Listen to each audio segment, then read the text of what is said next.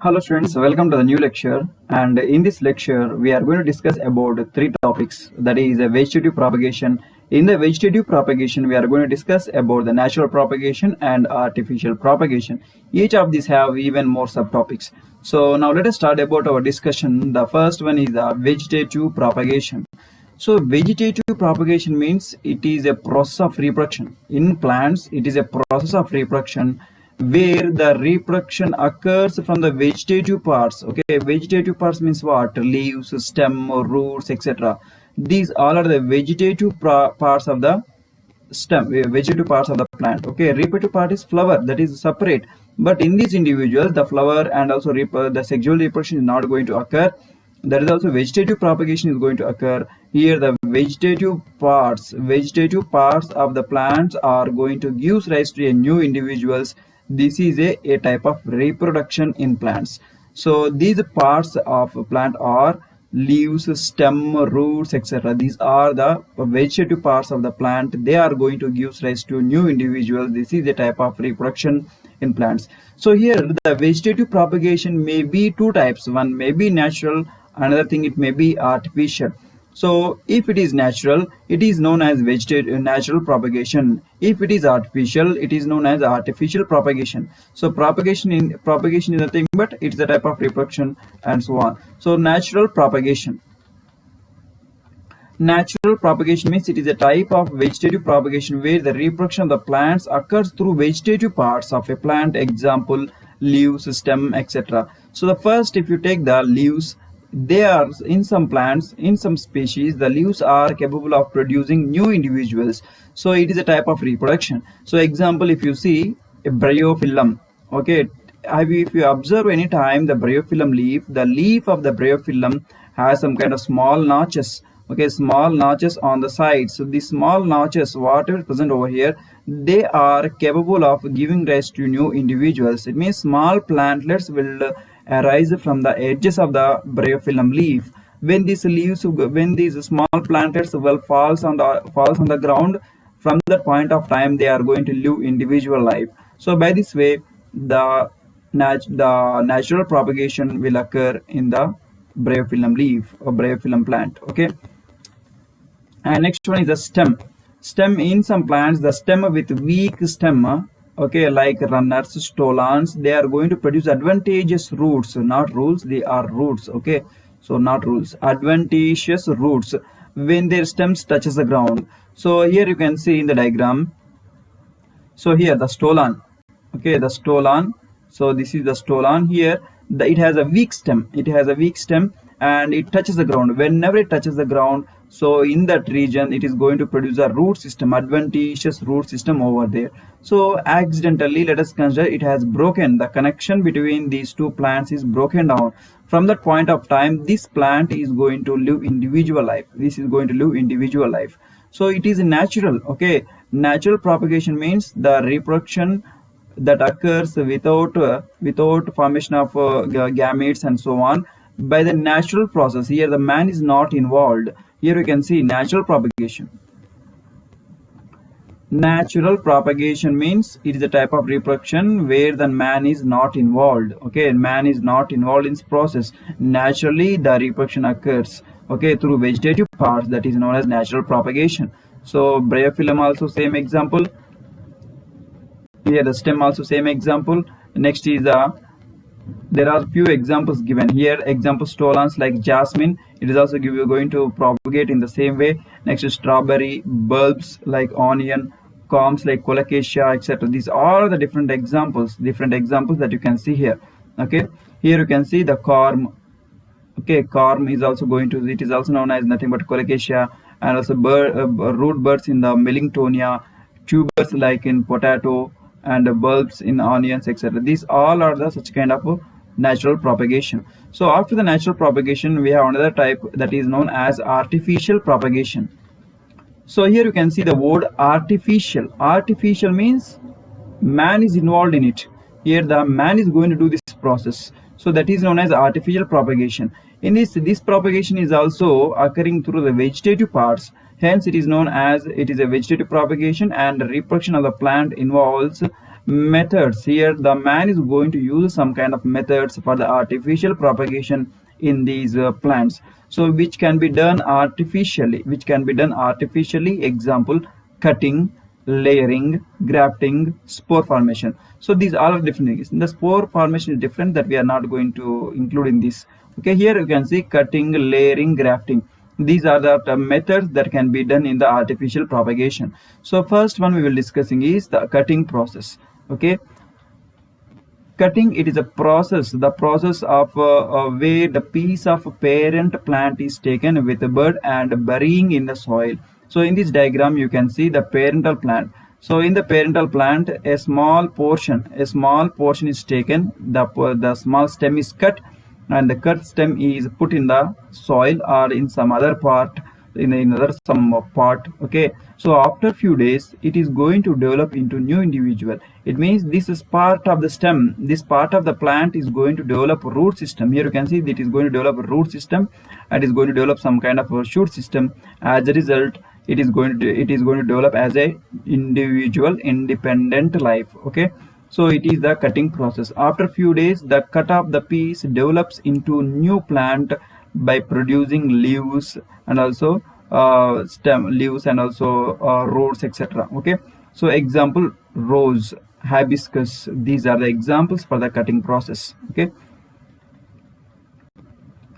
so next one is the layering. So layering, in some plants, the branches of the plants with at least one node is bent and covered with moist soil, so on the ground, leaving the tip of the plant free above the soil. In this diagram you can see, in this diagram it is a jasmine plant. So this is the parental plant, this is the parent plant. So it has a long stem. The man is going to do, the person, any person who want to develop, want to produce more amount of plant, is going to bend.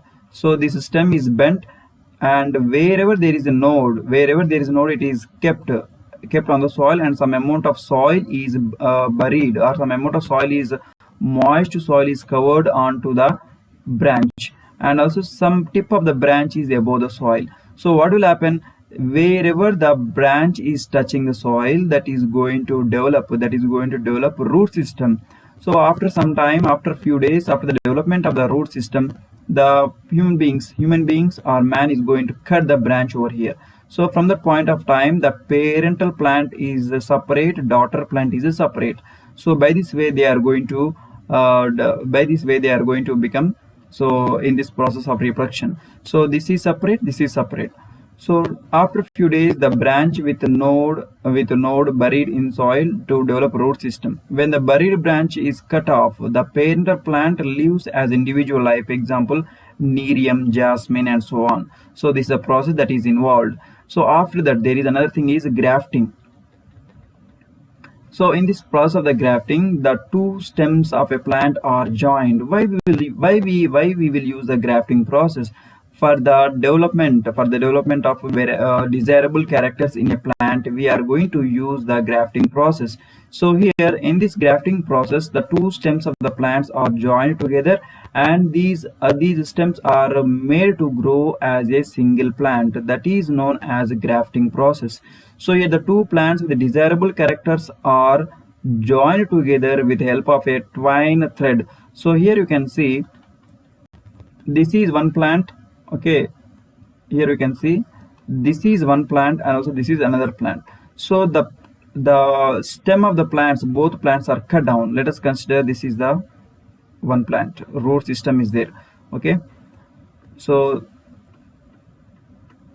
and this is another plant, they also having the root system and also shoot system. Okay, so what we are going to do, we are going to cut here, and also we are going to cut this here. Okay, so as a result, we are going to take this.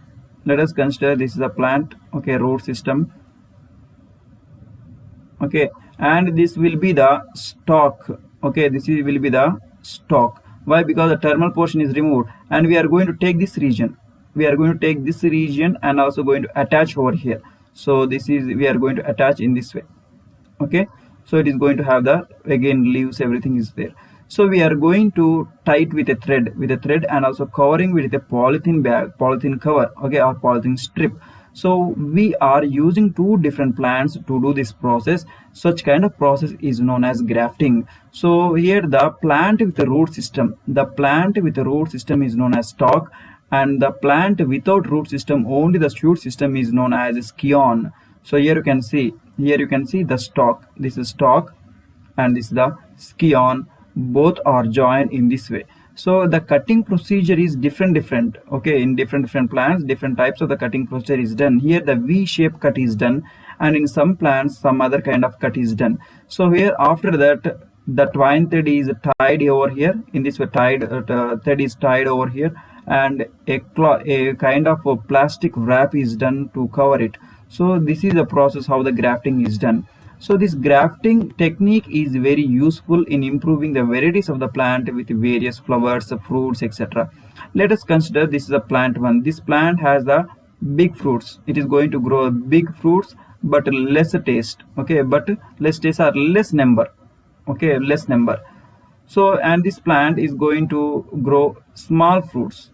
Okay, small fruits but large or more number of more number of fruits. Okay, by doing this grafting, this plant is capable of producing big fruits. Okay, plus more number of fruits. Okay, more number of fruits. So this is the advantage that we will get by doing the grafting process. Okay, so by grafting, a very young scion can be made to produce a flower and fruits at earlier stage. Okay, this is about the grafting process. Next one will be the spore formation. The spores are reproductive units. They are the reproductive units developed and stored in the sporangium. These spores are produced by some organisms. So those organisms are rhizophus. Rhizophus is nothing but a bread mold. Let us know this is a bread mold. If you leave the bread aside after 1 week, you will see the development of the spores on it. The spores will be developed on the bread. So you will see, if you carefully observe, you will see the black colored powder like substance will be formed on the bread. So that is known as spores. Okay, example, that is a rhizophus. That kind of organism is known as rhizophus. It can be a mucor. Okay, so some bacteria, not only these two, some kind of bacteria is also going to produce the spores. And a fern plant, it is a plant, even though the plant is larger, even though it is not a microorganism, this fern plant and mosses, these are going to produce the spores. Okay, we came to know that spores are nothing but they are the reproductive units developed in the sporangium. What is sporangium? Sporangium is nothing but a sac. Okay, so in the sac, these spores are going to develop. These spores are produced by some organisms. Those are microscopic organisms like rhizophus, mucor, and bacteria, and larger organisms like fern and mosses. These are the things that can be seen. So rhizophus is a bread mold. Okay, it is going to produce a black colored powder like substances. They are known as spores. You will see, if you touch it on the finger, you will see some kind of a black powder like substance will attach to your fingers when you touch the mold bread. Okay, so those black colored powder like substances are nothing but they are the spores. Okay, these spores are reproductive units. When these spores fall onto the proper environmental conditions, these spores are going to develop, and they will germinate, and they will develop into new rhizophus or mucor.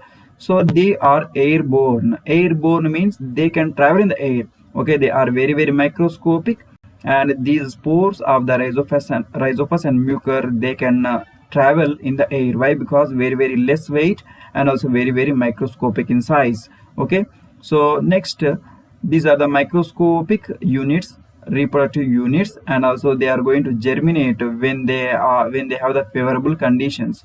When they get the favorable conditions, they are going to germinate, and the favorable conditions should be like moist, damp, warm conditions of food material is required to grow.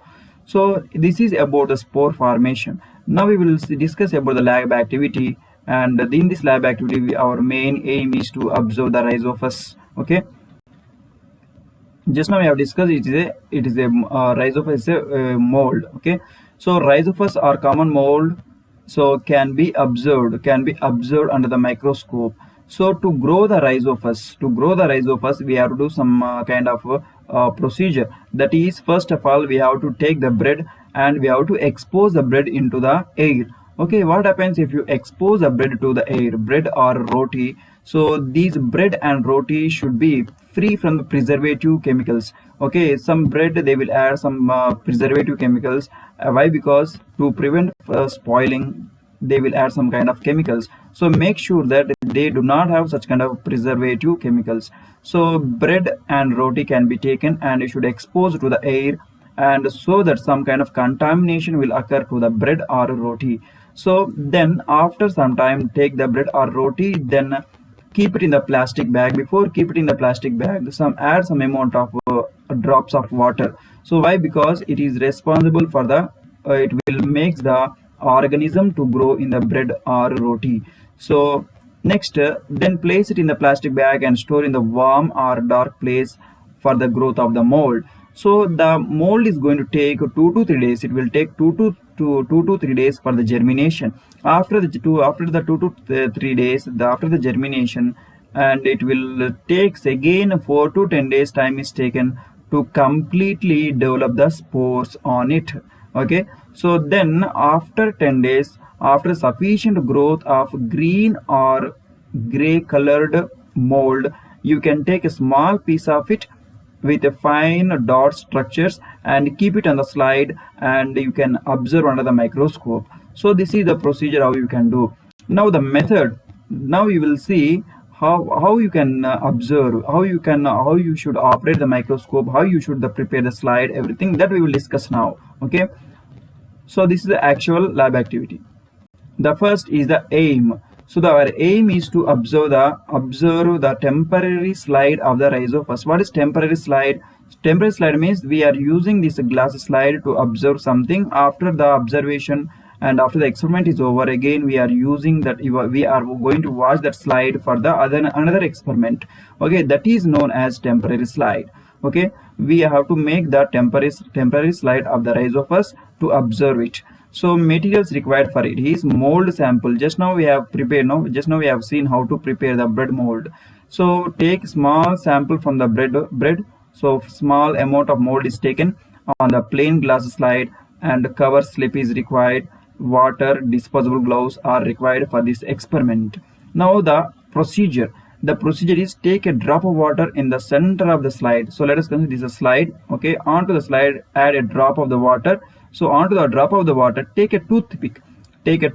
So from the, let us consider this is the mold. Okay, on the bread there is a mold. Small, with the help of toothpick, take some amount of it and add it to the water. Okay, add it to the water with the help of the toothpick. So next, what will happen? What to do? Cover it with a cover slip. Okay, this is the mold. This is the slide. So water, mold is added, and now cover it with the cover slip. Okay, so any excess water is there, if any excess water is there, it will come out of the slide it will come out from between the slide and also cover slip.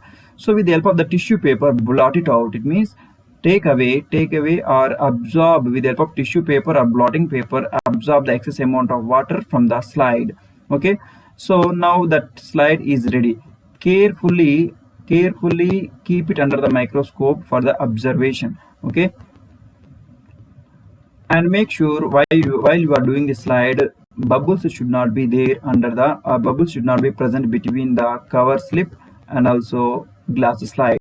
So now from the corners of the tissue paper, blot excess water and also keep it under the microscope to observe. So view the slide under the compound microscope. First observe the low power lens, and after the observation with the low power lens, go to the high power lens to observe clearly. Okay, so if you carefully observe the bread, okay, the bread is going to have such kind of mold. Okay, can you see a small powder-like substance is coming from something? So that is known as a sporangium. Sporangium is nothing but this one. The sporangium is nothing but this one. This is the sac-like structure. The sporangium is sac-like structure is going to hold some kind of spores. So these spores are enclosed in the sporangium. So take small amount of it and keep it under the microscope and observe. Okay, if you add some kind of dye, so they are going to take some dye and they will appear in this way. Okay, appear in this way. So if you want to draw clearly by observing under the microscope, you can draw in this way. Okay, you can draw the rhizophus sporangium in this way. Okay, you can see the root-like structures, they are known as a hyphae. The root-like structures is known as a hyphae. So it is, these are the connections between the two rhizophus. So the root-like structure will be seen, and the sporangium and also spores can be seen. Okay, so this is about how you observe, how you produce, it means how you develop the rhizophos on the bread, and how you observe under the microscope, and so on. So next one will be the sporophyll. The sporophyll, it will be seen in the fern plant. In the fern plant we will see the sporophyll. The fern and mosses are non-flowering plants. So this fern plant and also moss plant, that you can see, that you can touch them and you can feel. Okay, this is the image, this is image of the sporophyll. So leaf of the sporophyll. So this is it easily fits in your palm. Okay, they are non-flowering. So what is non-flowering? Non-flowering means they will not produce any flowers. Okay, they are non-flowering, and they mostly reproduce by the spores formation. You can see here under the leaf, underside of this leaf is nothing but sporophyll. Okay, Sporophyll, sporophyll. Okay, sporo means spores, fill is nothing but leaf. Okay, so it means this leaf is going to have the spores. Okay, they are going to have the sporangium. Hence it is known as the sporophyll. So underside of the leaf, okay, you will see they are dot-like structured, black colored dot-like structures. They are known as sori. Okay, or you can call it as a sorus.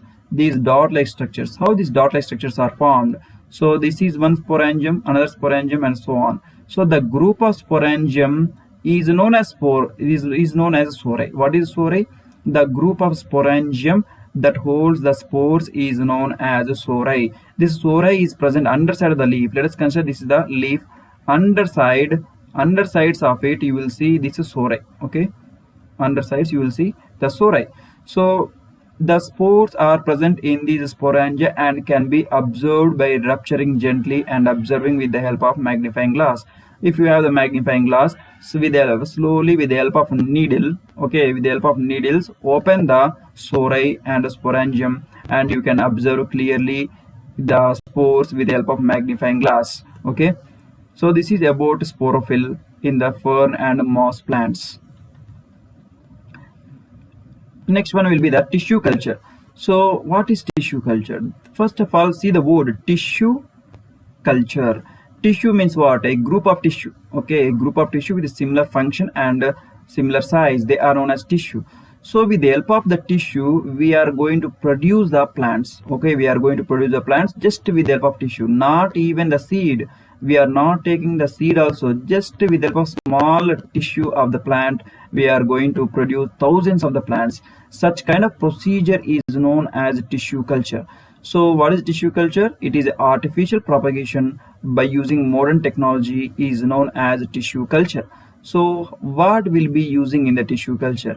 First of all, if you see in the tissue culture, the plant tissue is placed in the media, that is growth media. Okay, growth media containing plant hormones. Let us consider this is a petri dish. Okay, the petri dish is going to have some kind of media. This is a growth media. This growth media is going to have